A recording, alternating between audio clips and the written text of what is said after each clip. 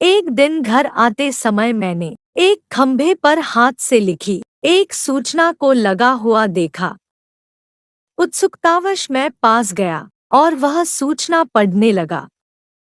सूचना में लिखा था, मेरे 50 रुपए इस सड़क पर कहीं गिरकर खो गए हैं। अगर किसी को वो नोट मिल जाए तो मुझे इस पते पर आकर दे दें। मुझे आंखों से ठीक से दिखाई नहीं देता, आपकी बड़ी मेहरबानी होगी। सूचना पढ़कर मैंने सोचा, देखो तो दुनिया में ऐसे भी लोग हैं जिनके लिए 50 रुपए इतना महत्व रखते हैं।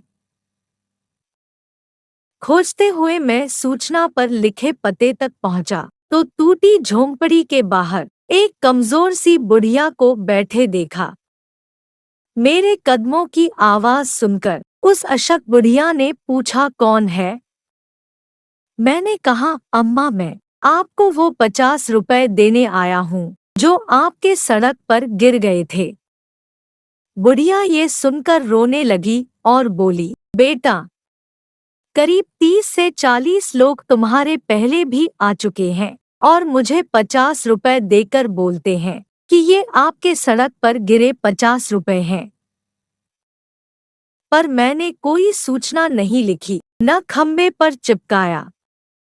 मुझे ठीक से दिखता नहीं और पढ़ना लिखना भी नहीं आता। मैंने कहा, कोई बात नहीं अम्मा, आप यह रुपया रख लो। फिर बुढ़िया ने मुझसे कहा कि मैं वापस जाते समय वो सूचना वहां से हटाकर फाड़ दूं।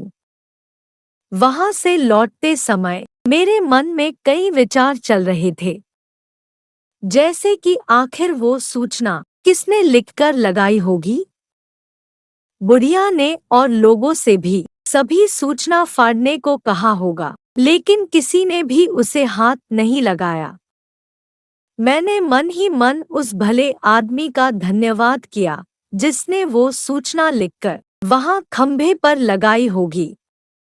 मुझे एहसास हुआ कि हमारे मन में मदद की भावना होनी चाहिए, उसे पूरा करने के कई रास्ते निकाले जा सकते हैं। वो भला आदमी भी बस उस बुढ़िया की मदद करना चाहता होगा। अपने ख्यालों में खोया मैं जा ही रहा था कि किसी ने मुझे रोका और कहा, भाई ये पता तो बताना जरा, मुझे किसी के गिरे हुए 50 रुपए देने हैं।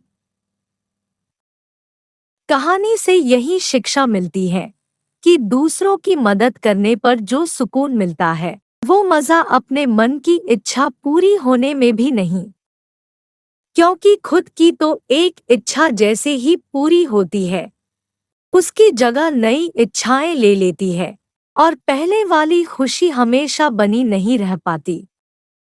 लेकिन किसी की मदद करने पर मिला संतोष हमेशा शांति देता है। मदद पर ये कहानी अच्छी लगी तो लाइक, शेयर और फॉरवर्ड अवश्य करें और चैनल को सब्सक्राइब जरूर करें, जिससे अन्य लोग भी ये प्रेरक कहानी देख और पढ़ सकें।